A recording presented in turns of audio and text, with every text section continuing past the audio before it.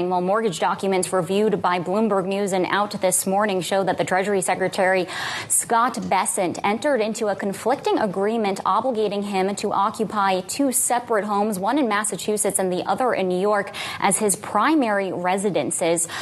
This is from 2007. Both mortgages were signed on the same day and issued by the same lender, Bank of America. One property in Bedford Hills, New York, the other in Provincetown, Massachusetts. But evidence shows that the bank wasn't actually relying on these pledges, never actually thought that Bessent was going to occupy them both as his primary residence. And we did get a statement from one of Bessent's lawyers who actually had power of attorney and signed these documents for him, saying in part that Bank of America was fully aware the Massachusetts property was not a principal residence, going on to add there was, quote, absolutely nothing improper about Mr. Bessent's loan applications. And mortgage experts agree, telling us for this story there is no sign of wrongdoing on Bessent's part, but rather this could demonstrate how discrepancies on home loan applications aren't necessarily proof of fraud. And Fed Governor Lisa Cook's situation does appear at least partly similar, though not identical. Documents reviewed by Bloomberg News over the weekend show that on at least one of the properties